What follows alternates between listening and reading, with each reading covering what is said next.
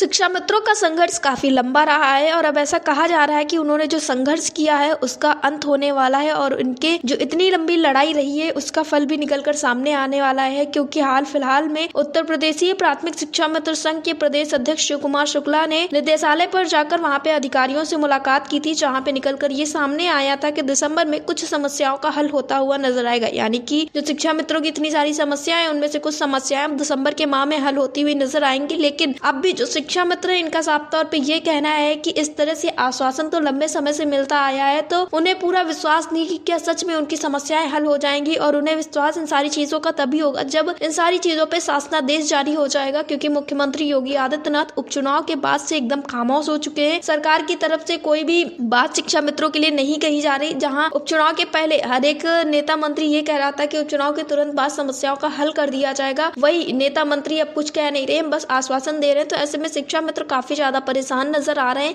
लेकिन क्या सच में शिक्षा मित्रों की समस्याओं का हल होगा, ये जानना अभी भी काफी ज्यादा मुश्किल है। शासन प्रशासन तो कह रहा है चीजें सकारात्मक है। यही पे बात करें अगर बलिया के विधायक की, तो उनका कहना था इन सारी चीजों पे कि शिक्षा मित्रों की जो समस्याएं हैं वो हल होने वाली हैं। और इसी विषय पर अटल टीवी की टीम ने बातचीत की उत्तर प्रदेशीय प्राथमिक शिक्षा मित्र संघ के बलिया जिला अध्यक्ष से, तो उनका क्या कुछ कहना था इन सारी चीजों पे आप भी सुनिए। पंकज जी, आपका हमारे चैनल अटल टीवी पे बहुत बहुत स्वागत है। धन्यवाद मैम।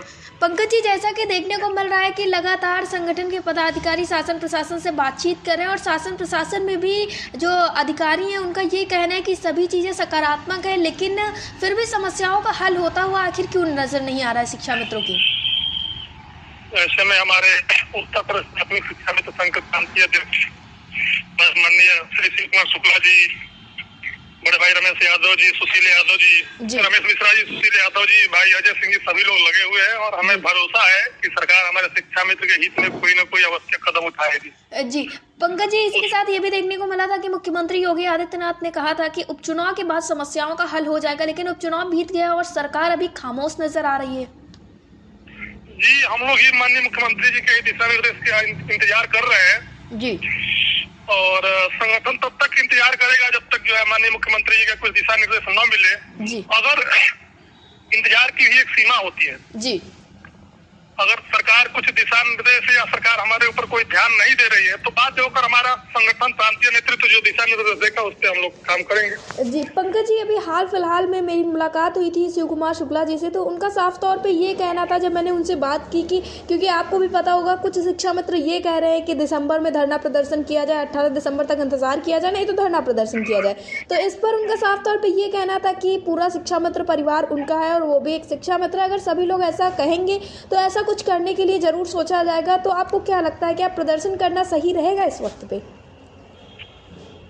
अभी तो जब माननीय मुख्यमंत्री जी अगर हम लोग से जो है आशा व्यक्त किए हैं कि शिक्षा मित्र का जो हम जो भी मांग है उसको पूरा करेंगे जी, तो अभी तक तो संगठन इंतजार ही कर रहा है जी। और हम लोग पूरे जो है प्रदेश के समस्त जनपद के जो भी हमारे पदाधिकारी हैं जी, वो प्रांतीय नेतृत्व के दिशा निर्देश के इंतजार कर रहे हैं। जी जी पंकज जी, इसी के साथ मैं आपसे एक बात और जानना चाहूँगी। अभी जब शिव कुमार शुक्ला जी से मेरी मुलाकात हुई थी तो उनका ये कहना था कि शासन प्रशासन के द्वारा ये बात कही गई है कि दिसंबर में कुछ समस्याएं हल होती हुई नजर आएंगी। वैसे तो अब आधा दिसंबर बीतने वाला ही है, कुछ वक्त बाद आधा दिसंबर भी बीत जाएगा और ऐसे में अभी तक कुछ सकारात्मक निकल कर सामने नहीं आया। तो इसमें क्या समझा जाए, क्या इसमें अधिकारियों की तरफ से कोई समस्या की जा रही है या फिर ऊपर से ही कोई आदेश जारी नहीं हो पा रहा है? नहीं, अधिकारी तो एकदम अधिकारी माननीय मंत्री जी भी कह रहे हैं कि जो भी निर्णय लेना है माननीय मुख्यमंत्री जी को ही लेना है।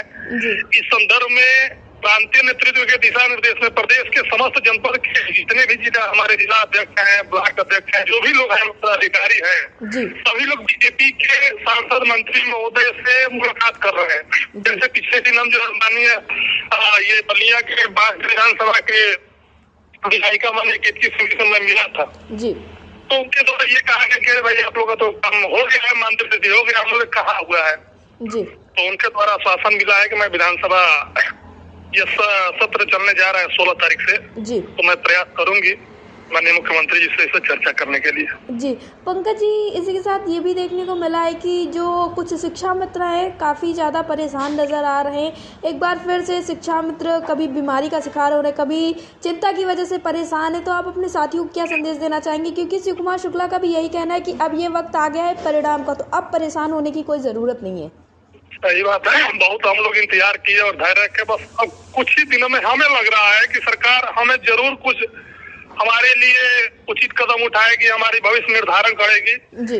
और इसी उम्मीद से हम लोग भी इंतजार कर रहे हैं माननीय मुख्यमंत्री जी के दिशा निर्देश के। जी अगर लगेगा कि हाँ कुछ नहीं होगा तो जैसे प्रदेश नेतृत्व निर्णय लेगा उस पर हम लोग तैयार हैं करने के लिए। जी पंकज जी, एयरटेल टीवी से जुड़ने के लिए धन्यवाद। धन्यवाद।